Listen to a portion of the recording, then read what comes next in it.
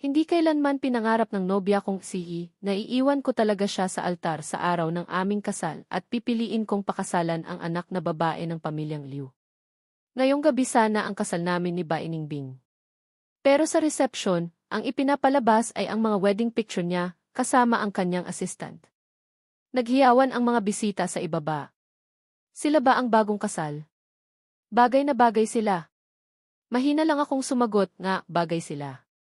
Lumingon ako kay Baining Bing pero nakita kong nakatitig lang siya sa mga litrato. Napangisi ako ng mapakla at agad akong tumalikod at umalis sa bulwagan. Tinawagan ko ang aking ama na matagal ko nang hindi nakakausap. Itay, pumapayag na ako sa arranged marriage na inayos ninyo. Pagkababa ko ng telepono, tumawag naman si Baining Bing. Fang Yuan, pwede bang kontrolin mo iyang init ng ulo mo? Nawala ang groom sa kasal. Kahit nagalit ka dahil sa mga litrato, humingi na ng tawad si Hikiang kanina. Ano pa ba ang gusto mo? Napangiti na lang ako ng mapait. Hindi man lang niya alam kung kailan ako umalis sa bulwagan. Hindi na rin katakataka. Tutal, si Hikiang lang naman ang laman ng mga mata niya, wala na siyang nikatiting na tingin para sa akin. Nagpaliwanag na si Hikiang na may malubhang sakit ang nanay niya at gusto nitong makita siyang makasal. Ginamit lang nila ang wedding photos natin at pinalitan ang mukha para mapasaya ang nanay niya. Hindi ka ba pwedeng maging mas maunawain? Napanganga ako pero walang lumabas na salita sa bibig ko. Sa mga bagay na may kinalaman kay Hikiang, palaging sinasabi ni Baining Bing na maging maunawain ako. Dati, nang sirain ni Hikiang ang proyektong pinaghirapan kong makuha, sinabihan niya akong maging maunawain. Ngayon, sinira ni Hikiang ang kasal namin ni Baining Bing at gusto pa rin niyang maging maunawain ako. Siguro, lahat ng bagay na mahalaga sa akin ay hindi mahalaga sa kanya. Inuutusan kitang bumalik ka rito agad. Pagkatapos ng kasal, may importante pa tayong kliyenteng kakausapin mamayang gabi. Pagkasabi nito, ibinaba ni Baining Bing ang telepono. Galit si Baining Bing. Dati, kapag nagagalit siya, basta't sabihin niyang iinuutusan kita, agad akong susunod na parang tuta. Pero ngayon, ayoko nang sundin ang utos niya. Ipinadala ni Lolo, Itay, ang address kung saan ko makikita ang ipapakilala sa akin. Pagka-click ko, biglang pumasok ang mensahe ni Hikiang. Nagpadala siya ng litrato. Sa litrato, suot ni Baining Bing ang wedding gown na pinili ko para sa kanya, dikit na dikit ang dibdib sa braso ni Hikiang, at puno ng pagmamahal ang tingin nito sa kanya. May kasama pang text message, Kuya Fang, grabe ang katawan ni ate. Swerte mo, pre. Huwag mo na akong pasalamatan. Tinuruan ko lang siya para sa'yo. Nga pala, paborito kong pisilin yung kanan. Medyo magkaiba na yata ang laki ngayon. Pagkatapos ng kasal, pisilin mo madalas yung kaliwa. Kahit sa screen lang, ramdam ko ang kayabangan ni Hikiang. Kung dati ito, baka sumugod na ako sa bulwagan at sinuntok siya ng malakas. Pero ngayon, kalmado lang ang puso ko. Nandidiri lang ako na nahawakan ko ang kamay ni Baining Bing ngayong araw. Hindi ito ang unang beses na nagpadala ng mensaheng nang iinis si Hikiang. Kaya yung nangyari sa wedding photo sa rehearsal, kahit hindi ko napag-isipan, alam ko na ang nasa isip ni Hikiang. Pero si Baining Bing palaging naniniwala kay Hikiang ng walang kondisyon. Kahit ipakita ko pa sa kanya ang mga mensaheng ipinadala ni Hikiang, nagbubulag-bulagan pa rin siya. Sa halip, ako pa ang sinisisi niya, pwede bang mag-mature ka na? Huwag ka nang gumawa ng gulo. Tumunog ang telepono. Natauhan lang ako nang masagot ko na pala ito. Ang galit na sigaw ni Baining Bing ang narinig mula sa kabilang linya, Fang Yuan. Anong sinabi mo kay Hikiang? Sabi niya kanina tutulungan niya akong kumbinsihin kang bumalik, bakit ngayon nag-iisa siyang umiiyak doon? Hindi ako nagalit, bagkus ay natawa pa. Baining Bing, pwede mong patuloy na kampihan si Hikiang. Pwede mo pa ring isisi sa akin ang lahat. Hindi na ako gagawa ng gulo dahil wala na akong pakialam. Dapat na ring matapos ang relasyong ito. Kung ano man ang sabihin niya, bahala na. At saka, hindi na ako babalik. Pagkasabi ko nito, ibinaba ko na ang telepono. Pumara ako ng taxi. Sinundan ko ang address na ibinigay ni Itay at natagpuan ko ang ipinakilala niya sa aking si Liu Ruyan. Maliit siya at kaakit-akit, pero sa sandaling magsalita, nakakagulat ang kanyang husay at kahinahunan. Anyway, Fang, sa pagkakaalam ko, malapit na kayong ikasal. Bakit kayo nakikipag-blind date ng lingid sa kaalaman ng inyong nobya? Naghahanap pa ako ng paraan kung paano ipapaliwanag sa kanya nang biglang tumawag ulit si Ba Iningbing. Akmang ibababa ko na sana nang biglang narinig ko ang boses ni Liu Ruyan. Okay lang, Jimmy Fang, pwede mong sagutin. Tiningnan ko siya, tapos tiningnan ko ang pangalan ni Ba Iningbing sa telepono na hindi ko pa napapalitan. Naglakas loob akong sagutin. Fang Yuan. Talagang gusto mo akong pahiyain ngayon, no? Ilang beses ko nang sinabi sa'yo, assistant ko lang si Hikiang. Wala kaming relasyon. Isang kasal lang yan, pwede naman kitang bigyan ng isa pa. Huwag kang walang utang na loob. Kahit hindi naka-loudspeaker, ang lakas ng boses ni Ba Iningbing ay naging dahilan para mapatingin sa akin ang mga tao sa paligid. 10 taon kaming magkarelasyon, 10 taon niya akong pinaasa sa kasal na ito. Pero ngayon, wala na akong nikatiting na pagnanasa para dito. Hindi na kailangan. Sana magtagal kayo ni Hikiang. Pagkababa ko ng telepono, napabuntong hininga ako ng malalim. Pag-angat ko ng tingin para ipagpatuloy ang paliwanag kay Liu Ruyan, nasalubong ko ang kanyang tingin na parang natatawa. Hindi mo na kailangang magpaliwanag, Dimbi Fang. Kontento ako sa iyo.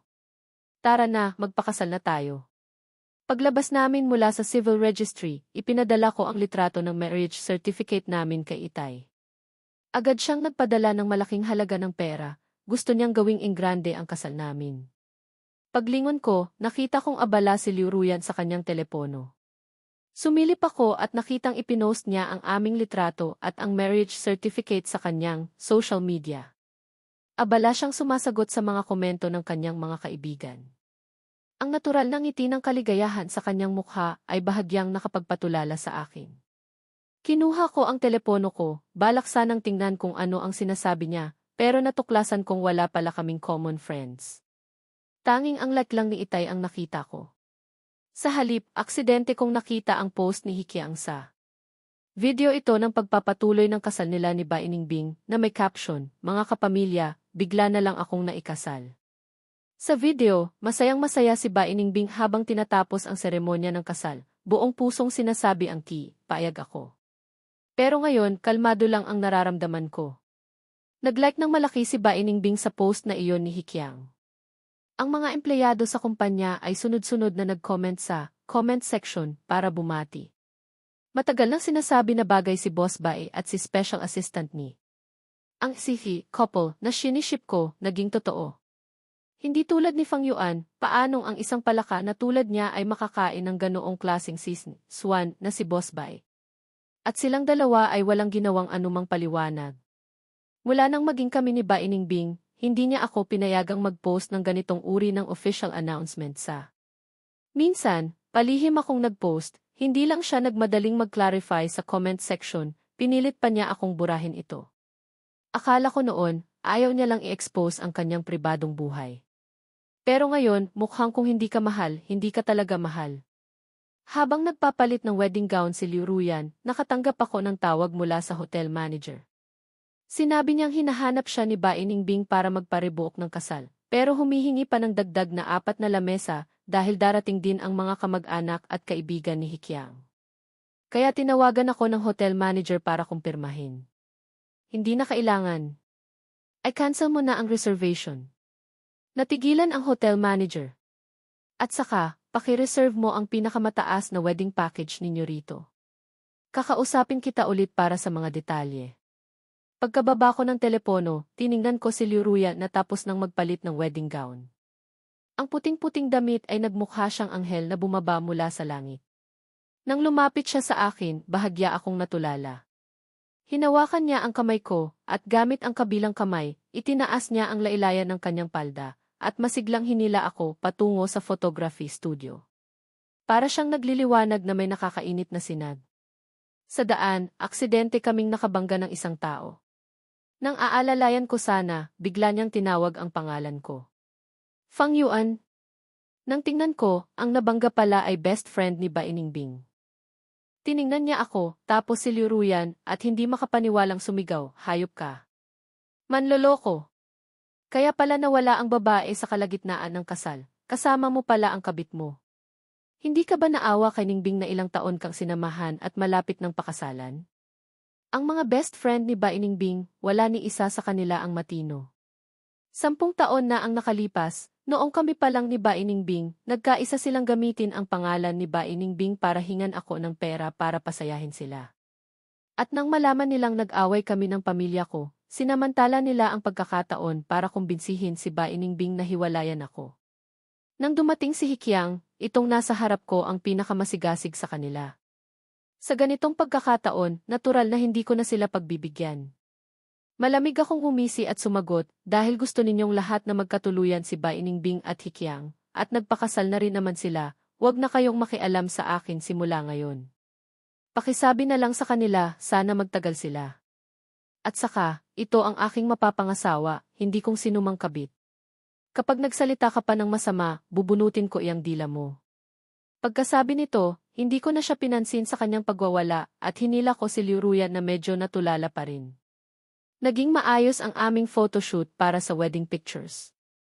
Kahit na kailangang magpalit ni Liu Ruyan ng maraming iba't ibang damit at ayos, masaya pa rin siya. Naalala ko noong kami ni Bai Ningbing ang nagpa-wedding picture. Nakareserba na kami para sa 4 na damit at 4 na ayos, pero pagkatapos lang ng isang set, nainip na siya at itinigil ang photoshoot, tapos nagmamadaling umalis para makipagkita kay Hikyang. Umiling ako, pinawi ang mga alaala. Dahil nagpa siya na akong tanggapin ang arranged marriage, dapat ko nang tuluyang putulin ang nakaraan. Inihatid ko si Liu Ruyan sa bahay nila, nagpaalam, at bumalik ako sa bahay namin ni Bai Ningbing para kunin ang mga gamit ko. Hindi ko inaasahan na haharangin ako ng password lock sa pinto.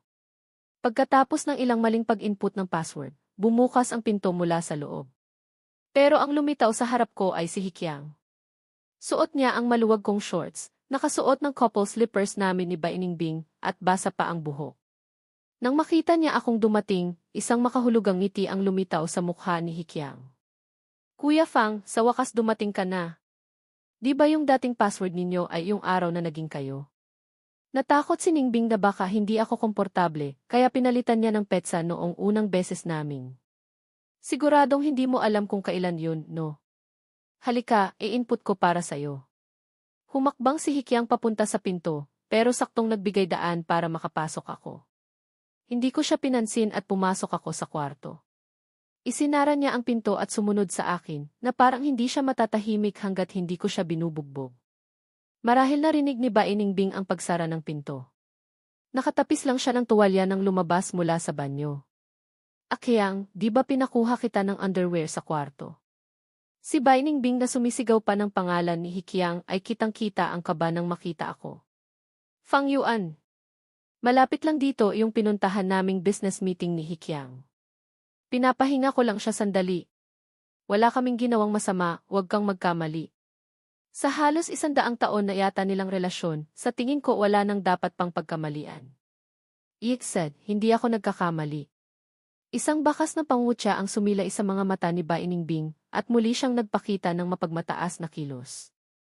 Fang Yuan, anong klaseng ugali yan? Sinabi na sa akin ng best friend ko, naghanap ka ng artista para samahan kang magpa-wedding picture kahapon. Gusto mong gamitin yan para sa akin, di ba? Ngayon, pinasama ko rin ang loob mo. Quits na tayo. Pero sinira mo ang kasal ko ngayon at pinaiyak mo si Hikyang. Humingi ka ng tawad kay Hikyang ngayon din. Palaging ganito. Tama man o mali, ang resulta ay palaging ako ang humihingi ng tawad kay Hikyang.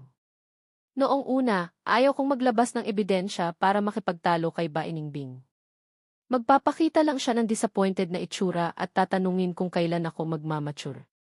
Sa tuwing nakikita ko ang disappointed niyang itsura, palagi akong nakakaramdam ng hiya at takot dahil natatakot akong iwan niya ako. Pero ang kapalit lang ay lalo silang lumala ni Hikyang. Sa ibabaw ng balikat ni Bai Ningbing, malinaw kong nakita sa kwarto ang mga damit na suot ni Bai Ningbing at Hikyang kaninang umaga, nakakalat kung saan-saan. Ang underwear ni Bai Ningbing ay nakasabit pa sa lampshade sa tabi ng kama. Sa gilid ng kama may punit na medyas. Napangisi ako ng mapakla. Naistorbo ko ba ang inyong honeymoon? Bai Ningbing, tapos na tayo. Hindi makapaniwalang nanlaki ang mga mata ni Bai Ningbing. Tapos na? Anong ibig mong sabihin? Maghihiwalay ka sa akin. Tiningnan ko si Bainingbing sa mata at inulit ko ng dahan-dahan, Bainingbing, break na tayo. Malinaw na ba ngayon? Sa pagkakataong ito, sigurado akong narinig ng malinaw ni Bainingbing. Dahil natigilan siya. Lumapit naman si Hikyang, nagkukunwaring sinasabi sa akin, Kuya Fang, kasalanan ko lahat. Ako ang napagod sa kakasama kay Boss Bai sa meeting, pinilit ko siyang dalhin ako rito para magpahinga. Alam kong mali ako. Kung alam ko lang na makakaapekto ito sa relasyon ninyo, sumakay na lang sana ako ng taxi pa uwi at doon na lang sa daan nagbawas. Naiinis ako sa dalawang mukha ni Hikyang, pero hindi ko inaasahan na si Bainingbing ang unang nagalit sa kanya. Tumahimik ka. Hindi inaasahan ni Hikyang na sa kanya mapupunta ang galit ni Bainingbing, kaya agad siyang umurong. Fang Yuan, alam kong may sama ka ng loob ngayon. Bukas, bibigyan kita ng isa pang kasal. Siguradong walang magiging problema. Ako na ang bahala sa problema ni Hikyang, okay? Hindi ito makakaapekto sa kasal bukas. Pagkasabi nito, pumasok si Bainingbing sa kwarto, mabilis na nagbihis, at hinila si Hikyang palabas ng pinto. Nang tumahimik na ang kwarto, marahan akong napabuntong hininga. Pagkatapos kong ayusin lahat ng gamit ko, umalis ako sa bahay na 10 taon naming pinagsamahan ni Bainingbing. Sa buong pag-alis ko, hindi ako lumingon, wala akong naramdamang panghihinayang. Tutal, bukas, ang kasal namin ni Liu Ruyan ay magaganap din ayon sa plano. Pagdating ng araw na iyon, kami ni Bainingbing ay magiging dalawang parallel lines na hindi na kailanman magtatagpo. Marahil dahil sa pananabik sa kasal bukas, maaga akong nagising kinabukasan. Pagkatapos kong sunduin si Liu Ruyan sa hotel, umakyat siya sa kwarto para maghanda ng kanyang wedding gown, habang ako naman ay tumayo sa pasukan ng bulwagan kasama si Itay para salubungin ang mga bisita. Karamihan sa mga dumating ay mga business partners ni Itay at ng pamilya Liu. Kakaunti lang ang mga kaibigan ko. Pero sa totoo lang, wala naman talaga akong masyadong kaibigan. Ang mga kaibigan ni Ruyan ang maagang dumating. Hindi ko alam kung sinabihan niya sila, pero lahat sila ay napakasigla sa pakikitungo sa akin. Nang halos kumpleto na ang mga bisita, nagsimula na rin ang kasal. Nakatayo sa gitna ng entablado, bigla akong kinabahan. Hanggang sa inakay ni Lolo Liu si Liu Ruyan papalapit sa akin. Nang makita ko ang malabong ngiti ni Liu Ruyan sa ilalim ng kanyang belo, unti-unti akong kumalma. Nang mariing inilagay ni Lolo Liu ang kamay ni Ruyan sa aking palad, bigla kong naramdaman ang bigat ng responsibilidad sa aking mga kamay. Sunod, ayon sa proseso ng kasal, itinaas ko ang belo ni Liu Ruyan. Nagpalitan kami ng mga salita, handa nang magsuotan ng singsing. Pero nang isusuot ko na sana ang singsing sa palasingsingan ni Liu Ruyan, malakas na itinulak ang pinto ng bulwagan. Fang Yuan, araw ng kasal mo, hindi mo man lang ako sinundo. Anong ibig sabihin nito? Lumingon ako. Si Bainingbing, suot ang wedding gown, galit na nakatayo sa pasukan ng bulwagan. Sa likod niya ay ang kanyang mga magulang at si Hikyang, kasama ang napakaraming kamag-anak at kaibigan. Pilit silang pinipigilan ng hotel manager, pero hindi niya kinaya ang dami nila kaya naitulak siya sa gilid. Kaya naman, patakbo siyang lumapit sa akin, puno ng paumanhin na ipinapaliwanag ang sitwasyon. Noon pala, nang pinapalitan ko ng bulwagan, hindi niya alam na pati pala ang nobya ay papalitan. Kaya nakipag-usap siya kay Bainingbing. Hanggang sa kinumpirma ko sa kanya ang mga detalye ng kasal, doon lang niya nalaman na nagkaroon ng hindi pagkakaunawaan. Winagayway ko ang kamay ko. Hindi naman siya masisisi sa ganitong bagay. Sa ibaba, tumayo si Itay at tinanong ako ng tingin kung ano ang nangyayari. Isinenyas ko lang na ako na ang bahala.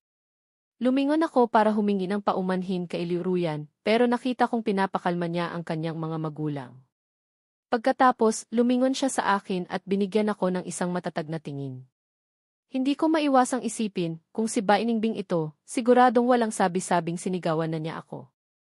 Napabuntong hininga ako ng malalim at lumingon ako sa direksyon ni Bainingbing. Hindi pa ako nakakapagsalita, nakawala na si Bainingbing sa mga security at sumugod sa harap ko. Isang malakas na sampal ang dumapo sa mukha ko. Fang Yuan, hindi ka pa ba tapos sa kalokohan mo? Di ba naayos na natin yung nangyari kahapon? Sinabi ko nang hindi maapektuhan ang kasal ngayon. Ano na namang eksena ito? Halos lahat ng naroroon ay mga matatanda. Hindi rin ako pwedeng masyadong magalit. Malamig ko lang na sinabi kay Bainingbing, sinabi ko rin ng malinaw kahapon, tapos na ta. Bago pa ako matapos, pinutol na ni Bainingbing ang sasabihin ko. Sinabi mong makikipaghiwalay ka? Hindi ba't pakulo mo lang iyan para habulin kita? Hindi kita kinikilala, kaya nag-hire ka ng artista para magpanggap na pakakasalan ka, no? Nakita ko na ang babaeng yan. Di ba siya yung artistang kasama mong magpa-wedding picture? Hindi pa ako nakakasagot, sumingit na naman si Hikyang. Nga, Kuya Fang. Nahalata na ni Boss Bai na umaarte ka lang. Huwag ka nang magmatigas pa. Tingnan mo yung mga extra sa baba, ang mamahal ng suot nilang damit. Ang laki ng ginastos mo, ah. Pagkatapos, lumingon siya kay Liuruyan at nagpatuloy sa pang-iinis. Ikaw naman, iha. Kahit nakulang ka sa pera, hindi naman lahat ng trabaho dapat mong tanggapin, di ba? Tulad nitong kasal, paano kung manyak pala ang groom, tapos pagkatapos ng kasal, pilit kang dalhin sa kwarto para sa honeymoon, di ba lugi ka? Ang mga salita ni Hikyang ay biglang nagpainit ng ulo ko. Tama na. Pero dahil maraming tao, pinilit ko pa ring pigilan ang galit ko. Kinuha ko mula sa bulsa ng damit ko ang marriage certificate namin ni Liu Ruyan, binuksan ito at ipinakita kay Bainingbing. Nakikita mo ba ng malinaw? Bainingbing, tapos na tayo. At ipakikilala ko sa'yo, ito ang asawa ko, si Liu Ruyan. Sa medyo tulalang tingin ni Bainingbing, tumingkayad si Liu Ruyan at hinalikan ako. Hindi ko rin inaasahan ang gagawin ni Liu Ruyan, pero sa labas, kalmado pa rin ang itsura ko. Tiningnan ko ang relo ko, malapit na rin ang oras. Kaya hinila ko si Liu Ruyan papasok sa bulwagan. Malapit nang magsimula ang aming kasal. Nang lampasan namin si Bainingbing, tila natauhan siya. Hinawakan niya ang laylayan ng damit ko. Fang Yuan, hindi ito totoo, di ba? Mahal na mahal mo ako, paanong iiwan mo ako para magpakasal sa ibang babae? Lumingon ako at binigyan si Liu Ruyan ng isang tingin na humihingi ng paumanhin. Isinenyas lang niya sa akin na okay lang. Kaya tiningnan ko si Bainingbing at sinabi sa isang napakalamig na tono, Bainingbing, mahal na mahal talaga kita. Pero nakaraan na iyon. Magsisimula na ang kasal ko. Hinihintay na ako ng bride ko. Pakiusap, bigyan mo naman ng kahihiyan ang sarili mo. Mahigpit pa ring hawak ni Bainingbing ang lailayan ng damit ko, sumisigaw ng parang nawawala sa sarili, imposible. Hinding-hindi mangyayari. Noong itinakwil ka ng pamilya mo, ako ang hindi umalis sa tabi mo. Saan ba ako nagkulang sa'yo? Hindi ko napigilang mapangisi. Hindi umalis sa tabi? Paano mo nasasabi ang mga salitang yan? Yung mga kababuyan ninyo ni Hikyang, kailangan ko pa bang isapubliko para aminin mo? Tumayo siya at nagtanong sa isang walang katulad na pagiging matapang, sige nga, sabihin mo. Anong meron kami ni Hikyang? Ilang beses ko nang sinabi sa'yo, assistant ko lang siya. Ikaw lang ang kung ano-anong iniisip at nagsiselos. Tila ba naniniwala talaga si Bainingbing na naitago niya ng maayos ang lahat? Kung hindi ko lang nakita ang biglang pagkuripot ni Hikyang, baka isipin kong ilusyon lang lahat ng nakita ko noon. At sa sandaling ito, labis akong nagpapasalamat na naantala ako noong balak kong i-block si Hikyang. Kung hindi, pati yung mga nang iinis niyang mensahe ay mabubura na rin. Malamig akong humisi at kinuha ang telepono ko. Pero hindi ko inaasahan na susugod si Hikyang at hahawakan ang pulso ko. Kuya Fang, tingnan mo, sinabi na ni Boss Bai. Siguradong malinis ang konsensya niya, di ba? Isa lang akong hamak na assistant. Si Boss Bai, anong estado niya sa buhay, paanong magkakagusto yan sa akin? At saka, duwag ako. Kahit may masama akong intensyon, wala akong lakas ng loob. Natawa ako. Mukhang hindi rin pala sila matibay ni Bainingbing. Lumingon ako at sumenyas kay Liu Ruyan. Agad niyang naintindihan at umatras ng ilang hakbang. Itinaas ko ang braso ko at isang malakas na sampal ang ibinigay ko sa mukha ni Hikyang. Pak! Ang malutong na tunog ay tila nagpatigil sa hangin sa paligid. Natumba si Hikyang, hawak ang mukha, hindi makapaniwalang nakatingin sa akin. Nang matauhan si Bainingbing, sumigaw siya at dali-daling tiningnan ang pinsala ni Hikyang. Akyang, okay ka lang? Walang problema, di ba? Fang Yuan. Bakit ka nananakit? Kinuha ko ang panyong dala ni Liu Ruyan, habang pinupunasan ang kamay ko, tiningnan ko silang dalawa mula sa itaas. Baining Bing, pumunta ka rito at ginulo ang kasal ko. Sinasabi mong ako dapat ang pakasalan mo. Paulit-ulit mong sinasabi na wala kayong relasyon ni Hikyang. Pero nang masaktan siya, ikaw ang pinaka-nag-aalala at pinaka-nagmamadali. Hindi ba nakakatawa? Sa bawat salitang sinasabi ko, lalong nagiging kapansin-pansin ang ekspresyon sa mukha ni Baining Bing. Hanggang sa huli, tila ba may naintindihan siya. Tumayo siya at kinuwestiyon ako. CJ, inaamin ko, gusto ko talaga si Hikyang. Pero anong kinalaman yan sa pagmamahal ko sa'yo? Sobra-sobra ang pagmamahal ko, hindi ba pwedeng mamigay ako ng kaunti sa iba? Saglit akong natigilan sa sinabi niya. Nang malaman ko ang tungkol kina Baining Bing at Hikyang, naramdaman ko lang na nagkamali ako ng pagkilala sa tao. Pero ngayon, nagsisimula na akong magduda kung totoo ba ako. 10 taong nagmahalan, pero hindi ko man lang napansin na ganito pala kakaiba ang takbo ng isip ni Baining Bing. Pero si Fang Yuan ay isang ordinaryong mahirap na tao lang. Magbibigay siya ng buong pusong pagmamahal, natural na inaasahan din niya ang buong pusong pagmamahal bilang kapalit. Biglang nagsalita si Liu Ruyan na nagpabalik sa akin sa realidad. Lumingon ako sa kanya at binigyan siya ng isang tingin ng pasasalamat. Umiti siya sa akin ng bahagya. Napabuntong hininga ako ng malalim at sinabi kay Baining Bing, tama ka. Kalayaan mo yan. Hindi ko matatanggap kaya tapos na tayo. Simula ngayon, kung sino man ang gusto mong mahalin o kung ilan man sila, wala na akong pakialam. Hindi pa rin tumitigil si Baining Bing. Pero ikaw ang pinakamamahal ko. Gusto ko si Hikyang, pero wala kaming ginawang masama. Wala akong ginawang masama sa'yo. Kung may God's perspective, siguradong makikita na nakataas na ang mga mata ko sa langit. Hindi ko na matiis, itinaas ko pa rin ang telepono ko. Nang makita ni Hikyang, nagulat siya at gusto pa sanang pumigil, pero hindi ko siya binigyan ng pagkakataon. Nahanap ko ang chat history namin ni Hikyang, at ipinakita ko kay Baining Bing lahat ng litrato at video na ipinadala niya sa akin. Noong una, nagtataka si Baining Bing tapos nahiya tapos nagalit. Impossible. Pick 2. Hayop ka, Fang Yuan. Para lang makipaghiwalay sa akin, gumawa ka pa ng peking litrato at naninira. Pero humihina ang tono ng kanyang pagtatanong. Sa huli, lumingon siya at malakas na sinipa si Hikyang. Hikyang. Hindi ba sinabi ko sa'yo, hindi pwedeng malaman ng iba ang relasyon natin? Bakit mo direktang ipinadala kay Fang Yuan?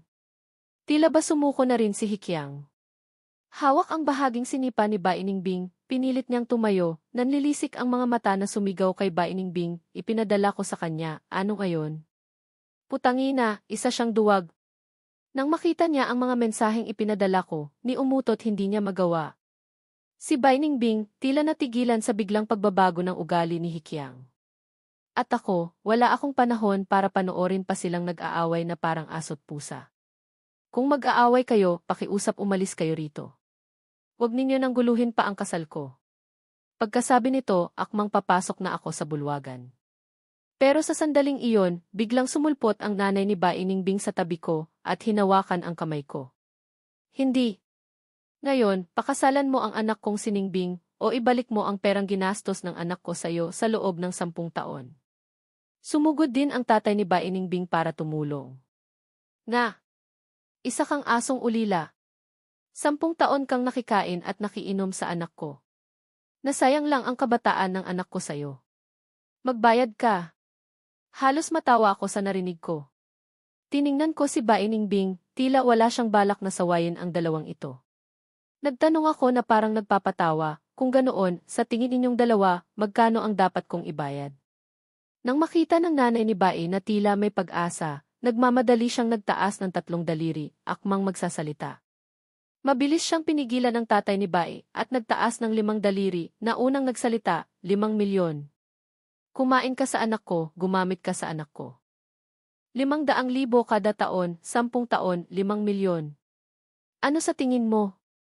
Napakamakatarungan ng presyo, di ba? Nang makita ko ang kanilang mga mukha, malamig lang akong umisi. Makatarungan? Makatarungang tae. Ang kumpanya ni Baining Bing, itinayo gamit ang 1 milyong dinala ko mula sa bahay noon. Ako ang pinakamalaking shareholder ng kumpanya.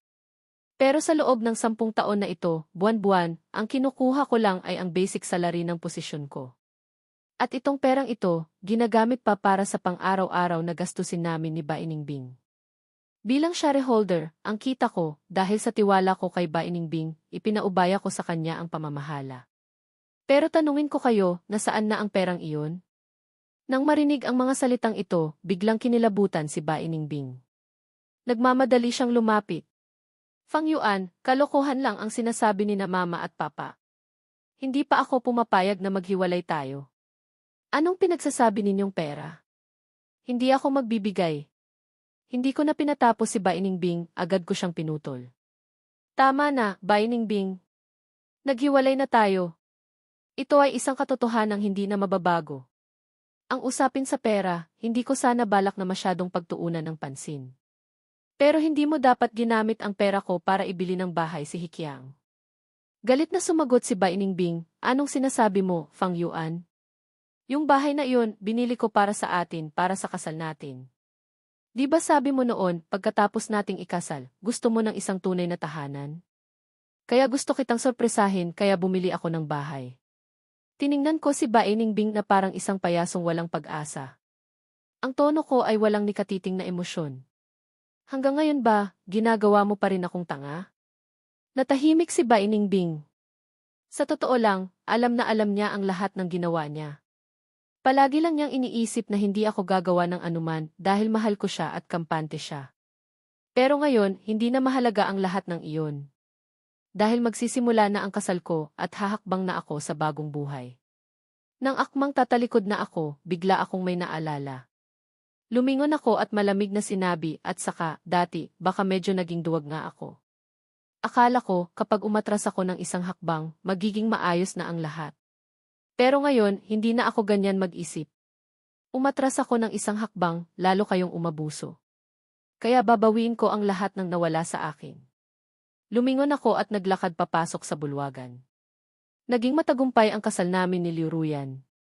Sa reception, marami akong nainom na alak. Sa tuwing titingnan ako ni Itay mula sa ibaba, para siyang gustong sipain ako hanggang mamatay. Sa totoo lang, alam ko ang nasa isip niya.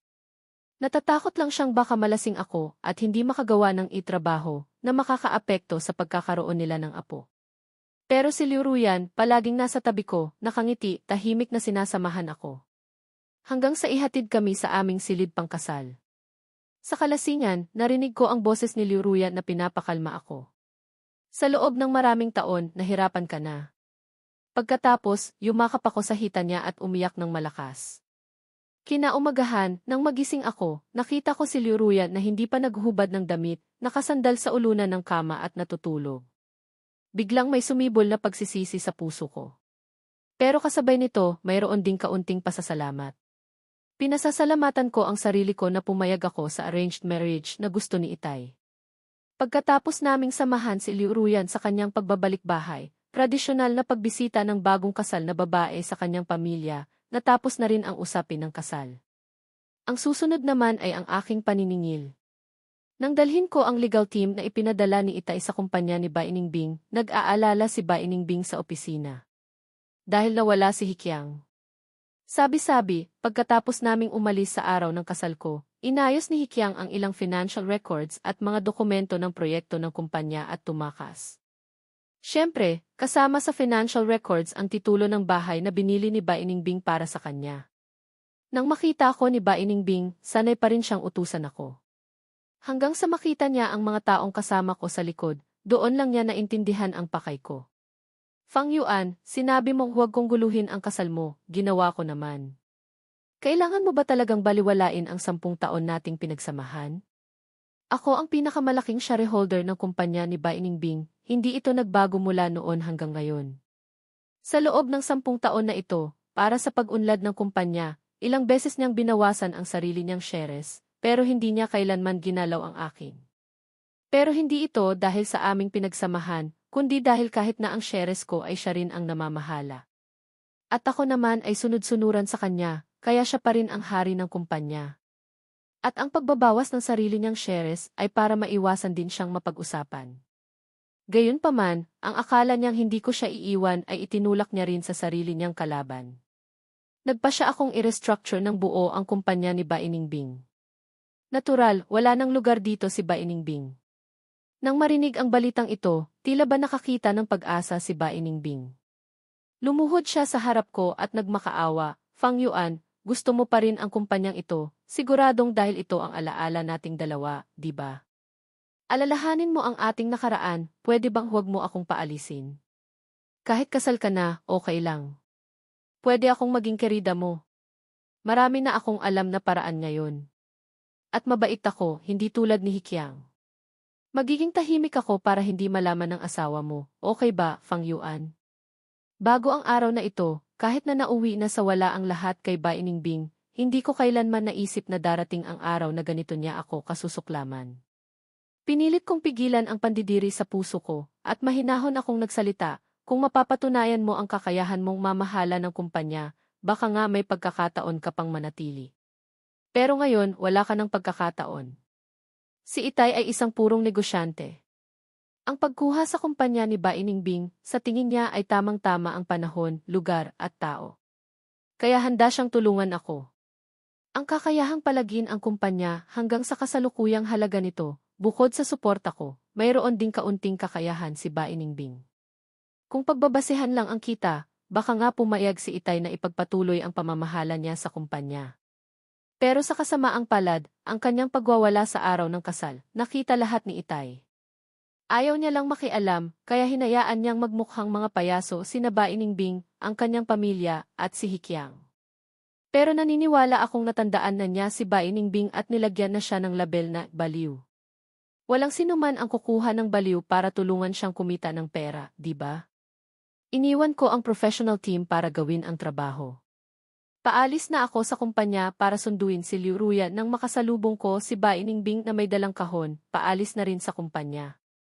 Ibinaba ko ang bintana ng kotse, at huling pinaalalahanan siya, sinabi ko dati, yung pagnanakaw mo sa card ko, siguradong hahabulin ko. Mas mabuting hanapin mo si Hikyang, kung hindi, ikaw ang mananagot sa malaking kasalanan niya. Ang pagbibigay ni Bainingbing ng bahay kay Hikyang ay isang purong regalo. Pero ang ginamit niyang card ay akin. Ang pagsampa ng kaso para sa pagnanakaw sa bank card ay magreresulta lang sa pagkakakulong ni Bainingbing. Pero ayokong makinabang si Hikyang. At totoong kapag nasa krisis ang isang tao, karaniwang nagpapakita sila ng napakataas na antas ng pagkilos.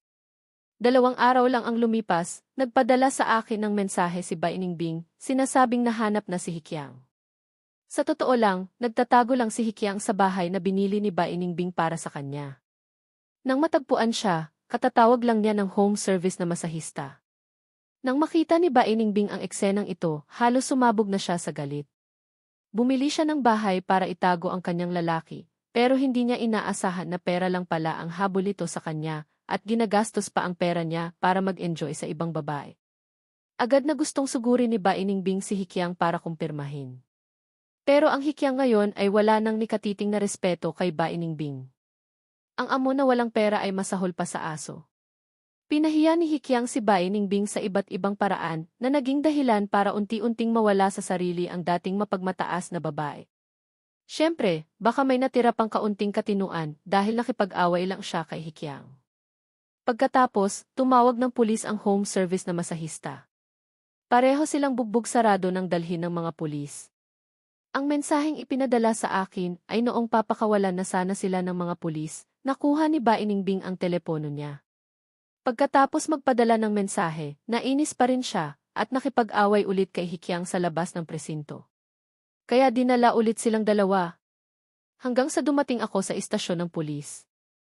Nang makita ako ni Hikyang, ang unang reaksyon niya ay tumakbo.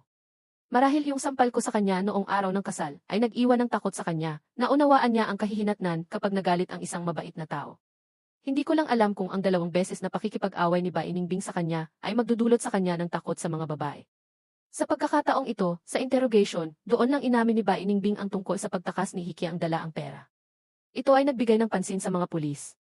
Pagkatapos ng investigasyon, nalaman nilang si Hikyang pala ay isang habitual offender. Gamit ang kanyang itsura at ang dila niyang sinanay sa loob ng maraming taon, paikot-ikot siya sa ilang malalaking lungsod, niloloko ang maraming kababaihan. Pero dati, maingat siya, hindi niya hinahayaang matuklasan ng mga asawa ng biktima. Hanggang sa si Baining Bing na laging kumakampi sa kanya laban sa akin. Idagdag pa ang sobrang bulag kong pagmamahal kay Baining Bing noon na nagbigay kay Hikiang ng maling akala na kahit anong gawin niya sa akin, hindi siya mabubuking. Pero ang naging resulta, ang sitwasyon ay lalong naging mahirap ayusin. Nakipag-ugnayan na pala si Hikiang sa isang ahente, balak niyang ibenta ang bahay pagkatapos ng ilang araw at agad na tumakas. Pero hindi niya inaasahan na mahahanap siya ni Baining Bing at dadalhin pa sa istasyon ng pulis. Pero mas lalong hindi niya inaasahan na ang ahenteng nakausap niya ay kakilala pala ng sales agent ng subdivision na iyon. Hindi sinasadyang naikwento nito ang tungkol sa pagbebenta ng bahay sa sales agent. Ang sales agent, dahil sa takot na madamay sa kaso ng pagnanakaw sa bank card ni Baining Bing, ay labis na binantayan ang kilos ng bahay na iyon. Nang malaman niyang ibebenta na ang bahay, agad siyang nagtanong ng mga detalye at ipinaalam kay Baining Bing. Kaya nahuli ni Baining Bing si Hikiang sa loob ng bahay. Sa huli, dahil sa panloloko, napusasan si Hikiang. Malamang 10 taon pa bago siya makalabas. At ang bahay na iyon ay naibalik kay Baining Bing. Ipinagbenta niya ang bahay sa mas mababang presyo, at si Baining Bing mismo ang nagdagdag para mabuo ang kulang, at magalang na isinauli ang card ko. Kapalit nito, hindi ko na itinuloy ang kaso. Pagkatapos ng pangyayaring ito, tuluyan nang naputol ang ugnayan namin ni Baining Bing.